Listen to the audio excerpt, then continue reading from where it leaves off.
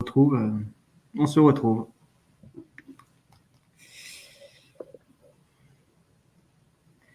Alors, je vois déjà, il y a des personnes présentes.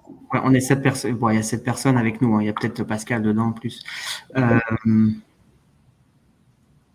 tu vois sur le côté, Cédric, hein, sur le côté, tu as le chat. Hein. Tu vois sur le côté droit, s'il y a des gens qui écrivent, Alors, je ne vois pas la présentation en revanche. Il n'a pas mis encore, Alex, je pense. Okay. Il n'a pas partagé encore, Alex. Il est 30. Donc là, les gens commencent à se connecter. Donc voilà, si tu peux le partager. Bonjour messieurs. Bonjour Rachel. Bonjour à tous. Nous sommes live. Bonjour. Bonjour, bonjour. Nous venons de terminer une table très intéressante sur l'immigration avec Maître Florian Denis. Donc, attendons un petit peu que les gens puissent passer de table en table et nous rejoignent. Alors, effectivement, donc, n'ayez crainte cette… Bonjour. Oui, bonjour, Martine Dupont. Excusez-moi. Enchanté, Pourriez-vous, s'il vous plaît? Très bien, merci. Pourriez-vous, s'il Donc, vous plaît? moi, je me suis permise de vous appeler. Je suis actuellement acupunctrice à Luxembourg. Et là, j'ouvre ma porte à une cliente. Mais on aura peut-être l'occasion de fixer un rendez-vous. Excusez-moi, j'étais ouverte sur une autre table. Veuillez m'excuser. Je ne comprenais pas. Je ne comprenais pas d'où venait ce… Veuillez m'excuser. Donc, bonjour à toutes et à tous. Merci pour votre présence aujourd'hui. Merci à USA France Financials d'avoir préparé cette table qui va nous éclairer, qui va éclairer tous nos entrepreneurs. Alors, entrepreneurs, quelles sont vos options patrimoniales et on va parler un petit peu de tout ça aujourd'hui avec USA France Financial. Alors, sachez que USA France Financial vous permet de gérer toutes vos problématiques pouvant affecter votre futur financier, succession, retraite, placement, stratégie. Et puis, je laisserai donc nos speakers aujourd'hui se présenter, bien évidemment, et présenter aussi USA France Financials. Nous avons Cédric Sage, CEO, co-founder USA France Financials. Bonjour Cédric. Bonjour Rachel et merci de nous accueillir. Merci à vous. Alexandre Quentin, qui est associé avec USA France Financials. Bonjour Alexandre. Bonjour Alexandre. Est-ce que vous nous entendez, Alexandre? J'ai l'impression qu'il y a un petit peu un lag de temps. Je n'ai pas le son d'Alexandre. Alexandre Quentin est en mute. Alexandre, peut-être pourriez-vous essayer de sortir et de revenir? Oui, alors, je vous entends, mais ça coupe un petit peu. Mais ça va le faire. C'est bon. On a Alexandre. Alexandre, bonjour. Donc, je disais que vous étiez partenaire chez USA France Financials. Absolument. Bonjour, merci. Et puis, Olivier Sureau, partenaire également à Jade Fiducial, une CPA firm, donc expert comptable. Bonjour tout le monde. Alors, je vais vous donner la parole. Juste une petite spécification sur les services de USA France Financials, donc spécialiste de la gestion privée aux États-Unis. Toute l'équipe du USA France vous guide dans les étapes financières de votre vie, succession, retraite, placement financier, assurance et gestion de risque, stratégie fiscale et prévoyance, optimisation, couverture sociale, salariale. Donc, un bon panel de services à la disposition de nos entrepreneurs franco-américains. Merci Rachel. Cédric, je vais te laisser la parole et on va pouvoir commencer. Merci encore Rachel et la Chambre de commerce. Absolument, donc bienvenue à cette présentation sur les stratégies patrimoniales dédiées aux chefs d'entreprise. Alors, on va commencer par un petit constat, le fait que ce que l'on sait, c'est que les chefs d'entreprise sont généralement très mal préparés. Ça vient de la nature même de l'esprit d'entreprise. On aime l'indépendance, malheureusement, on est responsable pour préparer sa retraite. Il faut savoir que les finances personnelles sont intimement liées aux finances d'entreprise et on a souvent une tendance aussi à réinvestir ses épargnes, à remettre de l'argent dans l'entreprise et l'idée aussi qu'on travaillera toujours, que l'entreprise, c'est notre retraite. Alors nous, à cela, on oppose à une vision destinée à anticiper les risques en diversifiant votre stratégie, en mettant en place également un plan B en cas de problème. Imaginez-vous si vous ne pouvez plus continuer de travailler, par exemple, afin que vous puissiez prendre votre retraite lorsque vous le souhaitez. Et c'est vrai qu'à cet effet, les chefs d'entreprise ont accès à des solutions de retraite, des solutions fiscales que n'ont pas les employés à des montants nettement supérieurs. Donc, voilà l'agenda d'aujourd'hui. Premièrement, ce qu'on va faire, on va faire le point sur les nouveautés fiscales pour 2022. Ensuite, on va vous montrer comment votre entreprise peut utiliser certains instruments en but de défiscaliser. Et puis finalement, on va regarder comment allier ses finances personnelles et professionnelles de la manière la plus efficace possible. Alors, sans plus attendre, je me tourne vers notre spécialiste fiscal, Olivier. Olivier, quelles sont les nouveautés fiscales pour les chefs d'entreprise en 2022 ? Alors merci encore Cédric et Alexandre pour organiser cette conférence. Alors, il faut bien comprendre qu'aujourd'hui, on est un petit peu, malheureusement, un peu dans le flou fiscal, flou artistique, on va dire, puisque pour le moment, le Congrès et le Sénat ne se sont pas entendus pour passer des lois fiscales. Ce que l'on sait, c'est qu'il y a certaines tendances qui voient le jour en ce moment, mais ça peut changer au jour le jour. On attend cette semaine, d'ailleurs, que la loi passe à la Chambre des représentants. Dans les nouveautés fiscales, ce qui était prévu initialement, c'était une augmentation du taux d'impôt sur les sociétés. Alors, une augmentation du taux d'impôt sur les sociétés, oui et non, surtout pour les gens, comme vous le voyez sur cette slide, qui font un certain bénéfice. Aujourd'hui, nous avons un taux d'impôt sur les sociétés qui est de 21%. Il est prévu qu'il augmente surtout pour les grands bénéfices, mais cette partie de loi fiscale, pour l'instant, a été supprimée. Vous voyez, au jour le jour, ça change régulièrement, mais il n'est pas improbable qu'elle revienne. Mais il y avait une volonté d'augmenter le taux d'impôt sur les sociétés, mais ça ne touchera pas les PME. Deuxième chose, il est prévu d'augmenter les taux d'impôt, les tranches d'imposition pour les hauts revenus, de deux façons. Première chose, tranche d'imposition qui passerait de 37 marginale, qui passerait de 37% à 39,6%. Seconde chose également, il est prévu de créer une nouvelle taxe pour toutes les personnes qui ont des revenus supérieurs à 10 millions de dollars de 3%. En plus des 39,6% qui serait la tranche marginale, il y aurait une taxe supplémentaire qui s'ajouterait. Autre chose qu'il est prévu de changer également, c'est une augmentation de la possibilité de déduire les impôts qu'on paye au niveau des États ou au niveau localement, par exemple les property tax. Aujourd'hui, c'est plafonné à 10 000 $, ça passera à 80 000 $. Et enfin, il est prévu également d'élargir le champ d'application de ce qu'on appelle la Net Investment Tax, qui est un petit peu une CSG-CRDS qui s'applique sur une certaine catégorie de revenus. Il est prévu d'élargir à toutes les catégories de business. C'est les grandes lignes. On parle aussi d'une possible augmentation du taux d'impôt sur les plus-values, mais pour le moment, ça a été supprimé dans la loi, dans la proposition de loi, mais tous les jours, ça change. Mais ce sont les grandes lignes qu'il faut bien connaître. Ça changera, suivez bien, n'hésitez pas à vous rapprocher de vos conseillers fiscaux, mais il va y avoir des changements de toute façon assez significatifs, peut-être moins que ce qui était prévu, mais il y en aura. Très bien. Très bien, merci Olivier. Alors, comment choisir le plan le plus adapté pour vous? Alors, il y a pas mal de critères à considérer. Quelle est la taille d'entreprise? Quelle est la démographie? Est-ce qu'on s'adresse à des employés, par exemple, qui sont nettement plus jeunes, peut-être pas très concernés par la retraite? Une clientèle transiente qui a tendance à changer de pays très souvent. Pour qui est le plan? Est-ce que c'est un plan pour vous-même, pour le conjoint, pour les partenaires, pour tous les employés ou bien pour certains employés méritants? Quelles sont les limites de contribution? Est-ce qu'il y a des avantages fiscaux? Qu'en est-il également de vos revenus? Est-ce que vous avez des revenus consistants ou est-ce que vous disposez d'énormément de cash? Également, il faut garder à l'esprit qu'un plan d'entreprise peut absolument entrer dans le cadre d'une stratégie active de rétention et de rémunération d'employés et de talents. Alors, à USA France, on peut vous aider à établir un plan financier fait sur mesure dans le cadre de la stratégie de revente d'entreprise, mise en place de stratégie successorale, à déterminer vos besoins en matière de revenus de retraite et également dans la sélection, l'implémentation et le service clientèle de ces plans de retraite, de ces plans d'épargne.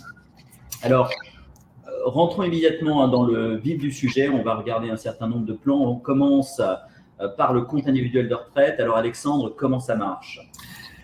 Alors, tout à fait, Cédric. Un compte individuel de retraite qu'on appelle IRA, Individual Retirement Account, nous permet d'économiser pour la retraite avec des avantages fiscaux. Donc, on peut soit mettre de l'argent avant impôt ou après impôt. Et Olivier va nous en parler un petit peu plus, n'est-ce pas?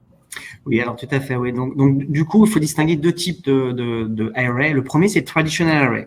Qu'est-ce que ça veut dire? Ça veut dire que je vais mettre de l'argent dans un plan de retraite et l'argent que je vais mettre, je vais pouvoir le déduire de mes revenus. Donc, c'est ce qu'on appelle une déduction fiscale. Ça veut dire que je bénéficie aujourd'hui d'une déduction fiscale. En revanche, le jour où j'ai touché cette retraite, je vais être taxé, bien évidemment, sur l'intégralité des distributions que je vais toucher. Donc, c'est ce qu'on appelle du defer tax. J'ai un avantage fiscal aujourd'hui et demain, quand je toucherai cette retraite, je serai taxé à ce moment-là. Les limites pour un traditional IRA, ils sont de $6,000 si vous avez moins de 50 ans et $7,000 si vous avez plus de 50 ans. Donc, chaque année, vous pouvez mettre dans un traditional IRA de façon personnelle, pas besoin d'être dans une société ou quoi que ce soit, vous directement, vous ouvrez un compte d'IRA et vous pouvez mettre jusqu'à $6,000, moins de 50 ans, $7,000 et c'est une déduction fiscale qui est plafonnée en fonction de vos revenus. Très bien. Alors, Alexandre, est-ce que tu peux élaborer sur les possibilités de rollover et de conversion en Roth? Absolument. Donc, on a l'opportunité, encore à l'heure actuelle, on ne sait pas ce qui arrivera dès l'année prochaine, n'est-ce pas, Olivier? Cela peut encore changer, mais à l'heure actuelle, on a encore la possibilité de transférer de l'argent d'un IRA vers ce qu'on appelle un Roth IRA. Quel serait l'objectif? C'est de passer d'un compte qui sera taxable à terme à un compte où il n'y aura plus jamais d'imposition dans le futur. Donc, l'idée, c'est de payer la taxation aujourd'hui et de passer dans un compte qui n'aura plus de taxation plus tard. L'avantage, c'est qu'on n'aura pas de pénalité parce que généralement, quand on sort de l'argent avant 59 ans et demi d'un IRA, on va payer des pénalités supplémentaires. L'avantage de ce backdoor Roth IRA conversion, c'est d'éviter les pénalités. Mais évidemment, chaque dollar que l'on va convertir va être taxable sur le revenu. Alors, quand est-ce que ça pourrait être intéressant de le mettre en place? C'est quand nous avons des années dites creuses, qu'on n'ait pas beaucoup de revenus cette année et ainsi de faire une conversion dans une année où on n'a pas beaucoup de revenus nous permettrait de pouvoir être dans un taux marginal en termes d'imposition qui serait faible et ainsi on aurait gagné notre pari à l'avenir. Donc, soit nous avons une année creuse durant notre phase d'accumulation, soit nous sommes à la retraite et nous n'avons pas beaucoup de revenus et il serait peut-être intéressant de faire cette analyse, de voir justement jusqu'à quel point on sortir de l'argent de notre IRA pour pouvoir maximiser les taux marginaux les plus faibles possibles. Et nous sommes historiquement dans une imposition très basse aux États-Unis. Donc, pourquoi ne pas attirer avantage de cela? Vous avez jusqu'à 31 décembre de cette année pour pouvoir le faire. Dès l'année prochaine, on ne sait pas encore si ça va encore exister. Donc, n'hésitez pas à vous renseigner sur ce type de solution.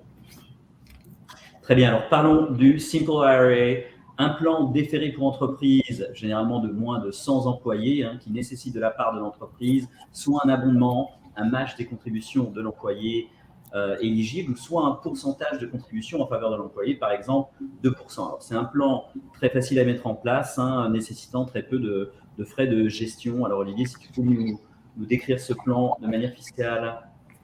Alors, le Simple IRA, comme l'évoquait Cédric, c'est assez avantageux pour les petites entités. L'employé va, de son côté, va contribuer en fait à ce plan de retraite, à ce Simple IRA. Donc, moi, en tant qu'employé, je vais pouvoir mettre dans la limite de $13 500 sur 2021 ou $14 000 sur 2022, augmenter tout ça de $3 000 si j'ai plus de 50 ans. Je vais pouvoir déduire de mes revenus dans la limite de $14 000 chaque année. Donc, je vais mettre sur un simple IRA $14 000 de déduction, de contribution qui sera déductible de mes revenus. Donc, avantage fiscal, là, pareil, taxe deferred, je serai taxé plus tard. Donc, aujourd'hui, je bénéficie d'un avantage fiscal. Derrière, l'employeur va faire ce qu'on appelle un matching. L'employeur, sur chaque dollar que je vais mettre sur un Simple IRA, l'employeur va mettre $1. Alors, en général, la limite, c'est 3%. Donc, mon employeur va mettre en matching une contribution qui va aller jusqu'à 3% de mes revenus. L'avantage, c'est que ce matching n'est pas taxable également. Donc, l'employeur, lui, va bénéficier d'une déduction fiscale et moi, en tant qu'employé, ce revenu supplémentaire n'est pas taxable aujourd'hui. Toujours pareil, tax deferred, c'est un avantage fiscal aujourd'hui. En revanche, le jour où je vais retirer cet IRA, je serai taxé. Il faut bien comprendre cette chose-là. Donc, taxation plus tard, mais avantage fiscal aujourd'hui. Très bien. Alors, voilà, donc un instrument qui a des pour et des contre, mais en gros, ce qu'il faut le retenir, c'est que ça vous donne des avantages supérieurs en matière de défiscalisation par rapport à un compte individuel de retraite traditionnel. En revanche, moins des limites inférieures à ce que vous pourriez mettre dans un CEP ou dans un 401K. Alors à ce sujet, Alexandre, si tu peux nous décrire comment fonctionne le CEP, un autre plan qui est relativement aussi facile à mettre en place. Absolument. Donc, à la différence du Simple qu'on vient de voir, le CEP, il n'y a que l'employeur qui va contribuer.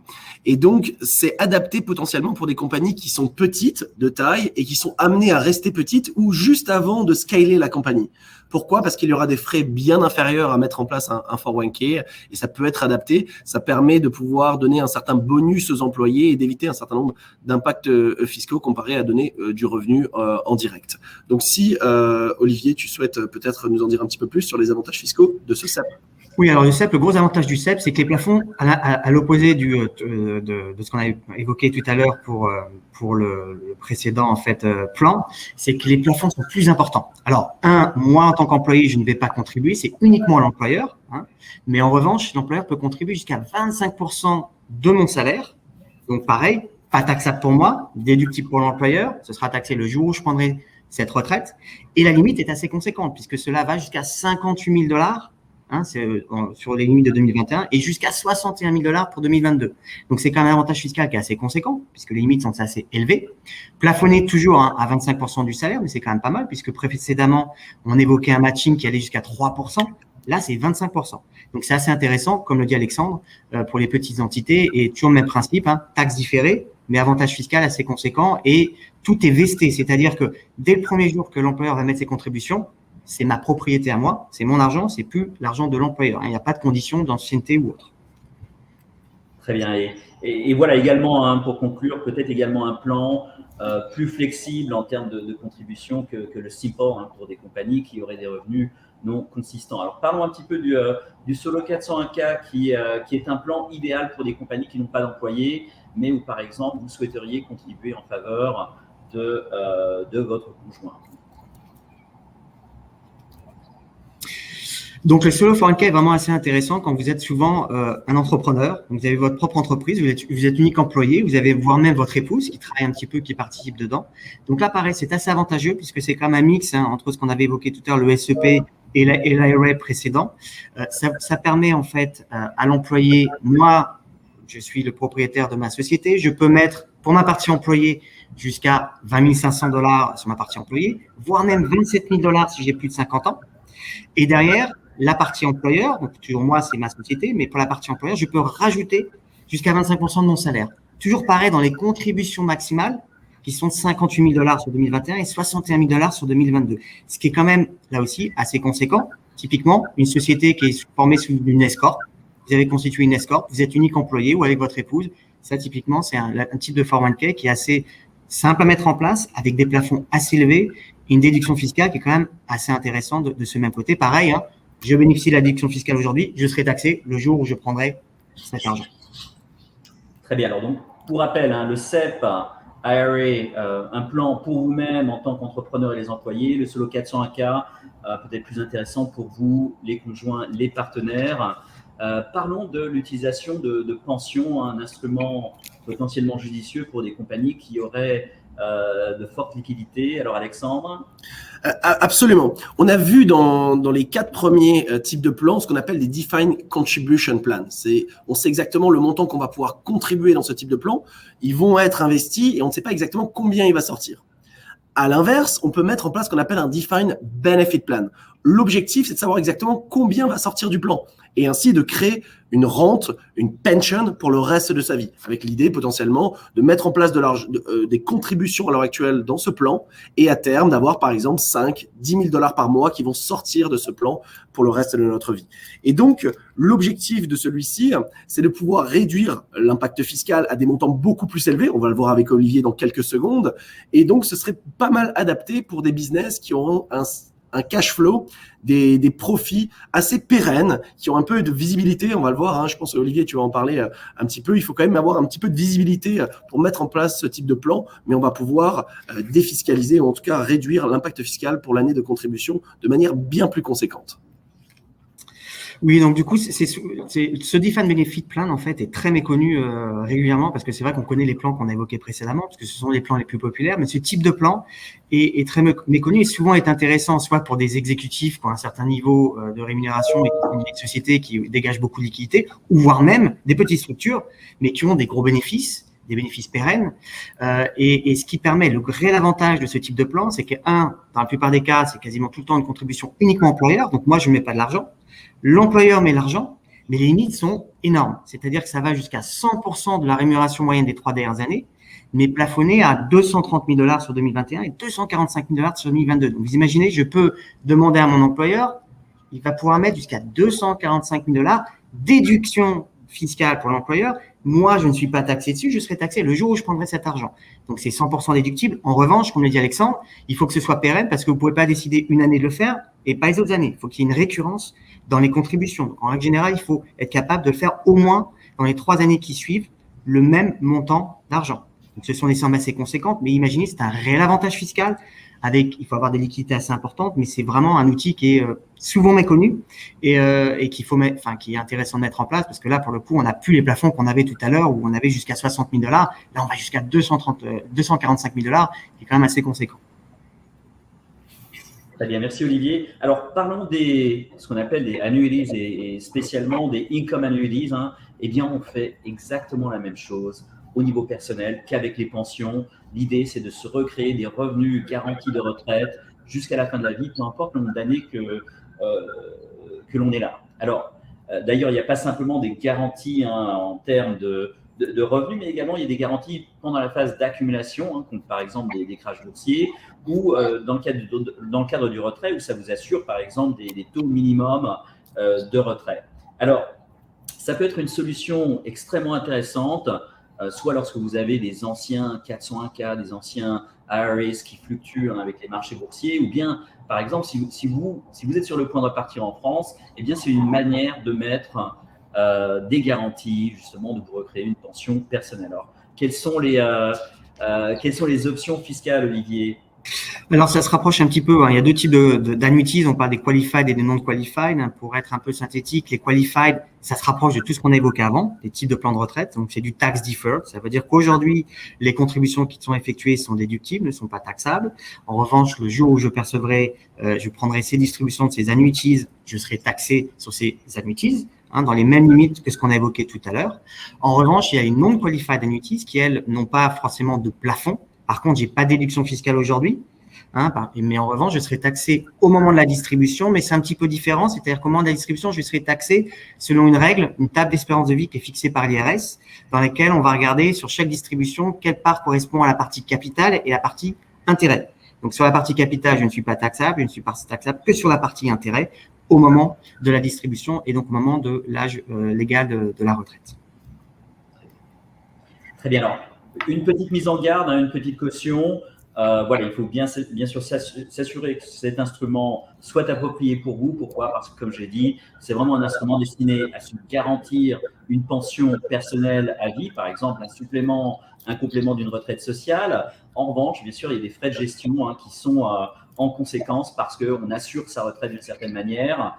Et il y a des problèmes de liquidité, le fait que ce ne serait peut-être pas un instrument approprié si l'idée était de retirer l'argent lorsque vous arrivez à la retraite, par exemple pour vous acheter une maison, un bateau, etc. etc. Donc, vraiment un plan de pension personnelle. Alors, parlons un petit peu des assurances-vie.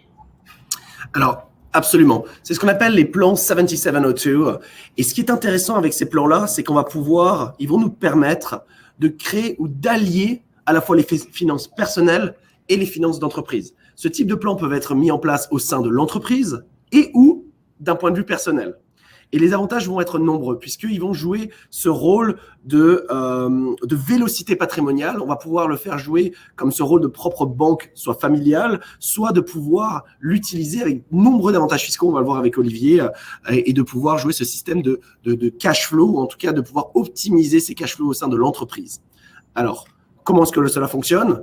Ce type de plan, nous avons à la fois une épargne à l'intérieur qui va grandir et également une assurance décès. Si on le fait au niveau de l'entreprise, ça permettrait, de pouvoir assurer les key employees. C'est ce que fait nombreuses des banques. Dans les banques, on appelle ça BOLI, Bank Owned Life Insurance. Il faut savoir que toutes les banques que vous connaissez, Chase, Wells Fargo, Bank of America, détiennent 2 fois plus en valeur de BOLI, donc de ce type d'instrument, que de real estate sur leur balance sheet. Et une des raisons, c'est que c'est considéré comme du Tier 1 capital par la SEC, la Commission des marchés financiers, ce qui permet d'avoir les ratios nécessaires pour pouvoir être en activité. Et deuxièmement, les revenus générés par ce type de plan permettent de payer l'ensemble des coûts, des couvertures salariales pour l'ensemble de l'entreprise.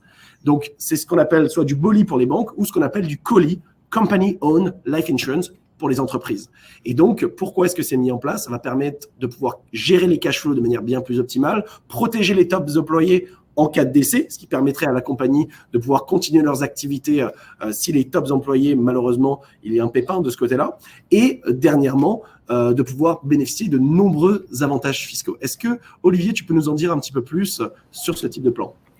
Alors oui, donc les assurances vie c'est assez simple comme principe, c'est-à-dire que aujourd'hui je mets de l'argent, j'ai pas forcément un avantage fiscal aujourd'hui parce que je vais mettre cet argent. En revanche, cet argent va fructifier avec le temps et à un moment donné ou un autre, je vais avoir besoin d'argent ou peut-être pas, mais j'aurai besoin d'argent.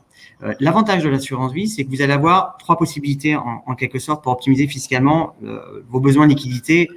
Si un jour ou l'autre vous avez besoin de retirer sur cette assurance vie. Première possibilité, c'est vous faites une distribution classique. Auquel cas, vous ne serez pas taxé à hauteur du capital et vous serez taxé uniquement au fur et à mesure que les intérêts seront distribués. Donc là, c'est un avantage qui est assez intéressant. En revanche, bien évidemment, si vous prenez votre capital, votre rendement va diminuer. Les 2 autres possibilités qui sont assez intéressantes dans le cas d'une assurance vie, c'est que vous pouvez emprunter sur la police d'assurance vie. De 2 façons, soit c'est un emprunt classique. Donc, je vais sur une assurance vie de X montant, 100 000 $, je vais pouvoir retirer une partie sous forme d'emprunt. Bien évidemment, j'ai payé des intérêts, mais je vais avoir un effet de levier toujours puisque l'argent va rester placé mon capital et en général, il est placé à un rendement supérieur à ce taux d'intérêt. Et l'avantage, c'est que dès lors que c'est un emprunt, je prends un emprunt, j'ai pas de taxation. Et cet emprunt sera déduit au moment de ma succession. Donc, pas d'impact fiscal. Ou alors, deuxième possibilité, c'est d'attacher une ligne de crédit à cette police d'assurance vie où là, ce sera le même principe. Je n'aurai pas de taxation. Je vais pouvoir bénéficier d'équité et d'être taxé plus tard. Continuons là-dessus. Pour comment est-ce qu'on va pouvoir allier ses finances personnelles et professionnelles grâce à ce type d'instrument? Eh bien, tout simplement, pour nous, il n'y a que 3 manières de créer de la valeur patrimoniale. 1, c'est faire de l'épargne pendant une très longue période de temps. Deuxièmement, c'est ownership. On détient sa propre compagnie ou on détient des parts d'une compagnie sur le marché privé ou sur le marché public. Et dernièrement, l'immobilier. Et quand on commence à créer cette valeur patrimoniale, on va essayer de pouvoir créer un haut degré de vélocité patrimoniale. Alors, pour expliquer le mot de vélocité, généralement, je prends la vélocité de la monnaie au niveau d'un pays et c'est tout simplement le ratio entre le PIB, la richesse créée par le pays, sur le montant d'argent disponible. Et plus ce ratio va être élevé, plus ça signifie que l'argent passe d'une poche à l'autre, que les entreprises et les individus achètent et vendent des biens et des services et que l'économie a une certaine vitalité. Et bien, d'un point de vue granulaire, au sein de sa création patrimoniale, on souhaite exactement faire la même chose. C'est-à-dire qu'avec chaque dollar que l'on peut mettre de côté, on veut faire en sorte que chaque dollar qui est de côté puisse jouer plusieurs rôles en même temps. Et donc, pour ce faire, je vais faire un petit graphique en termes d'optimisation des cash flows, que ce soit au sein de l'entreprise ou au niveau personnel. Donc, stratégiquement parlant, on se lève le matin et de par la capacité à créer de la valeur, on va créer de la richesse, une création de cash. Celle-ci va pouvoir se matérialiser en le transférant, ce que j'appellerais cash capture, qui est généralement matérialisé par une banque. Et quand on a son argent à la banque, on va essayer de trouver des solutions patrimoniales que j'appellerais cash flow creation, puisque la banque ne génère pas grand-chose. Donc, ça peut être l'immobilier, ça peut être le financier, réinvestir dans son entreprise, qui va nous générer des revenus, des dividendes, des cash flows. Et à terme, quand on souhaitera s'arrêter de travailler, le patrimoine accumulé va pouvoir jouer un rôle clé dans la création de revenus pour le reste de notre vie. Et généralement, on n'oublie jamais la partie cash protection qui va permettre à notre système de fonctionner quoi qu'il arrive. Donc, c'est d'avoir des documents testamentaires, des assurances décès, invalidité, umbrella policy aux États-Unis pour faire en sorte que notre système soit viable pour le reste de notre vie. Alors, pour ce faire, pour la partie donc cash capture ici, qui est généralement matérialisée par la banque et qui est généralement omise de l'optimisation de la stratégie patrimoniale, on va utiliser un instrument qui existe aux États-Unis, qui est ce 7702 Plan, c'était un instrument d'assurance vie permanente ici aux États-Unis. Alors pourquoi? Parce qu'il y a un certain nombre d'attributs. On a une liquidité garantie, un accès et un contrôle immédiat à cet argent. On a une croissance sûre par contrat. Il n'y a aucune année négative. On a accès à des dividendes qui sont, eux, non garantis, mais en allant avec des compagnies mutuelles d'assurance, il y a toujours eu des dividendes en près de 160 ans d'existence. Il y a des avantages fiscaux, que vous restiez aux États-Unis ou que vous rentrez en France, ou peu importe dans le monde, vous allez garder nombre de ces avantages fiscaux. Haute limite de contribution, c'est un contrat privé, personne n'a de regard dessus. Et la protection contre d'éventuels créditeurs ou banqueroute dans la majorité des États, protection personnelle en cas d'invalidité ou de soins dépendance, on l'a vu ensemble, des avantages fiscaux parce qu'il y a une assurance décès. Mais la chose la plus intéressante de l'instrument, c'est potentiellement ces 3 derniers points, c'est que l'on peut collatéraliser l'instrument, qu'il y a des prêts qui sont garantis par contrat et une totale liberté de repaiement de ces prêts. Et c'est ainsi qu'on va pouvoir optimiser sa stratégie patrimoniale. Voilà à quoi ça va leur ressembler. On l'a vu avec Olivier. On va créer la valeur monétaire, on va pouvoir placer son argent dans sa propre banque familiale, matérialisée par le Wally, qui va nous générer du 3 à 5% à long terme tax-free pour le reste de notre vie.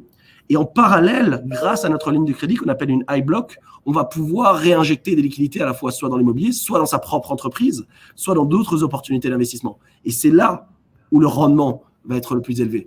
Et on va faire en sorte que chaque dollar qui va pouvoir être mis de côté va pouvoir être utilisé une deuxième fois. Et ainsi créer un énorme système avec un haut degré de vélocité, que ce soit au sein de l'entreprise et ou au niveau personnel. Je vais laisser peut-être le soin de conclure à Cédric. Absolument, on va conclure. Alors voilà, Olivier, je sais qu'on s'adresse à une population qui ne sait pas foncièrement où elle sera dans le futur. Qu'en est-il de la dimension internationale de ces plans, si tu peux résumer très très brièvement, parce que je crois qu'on est…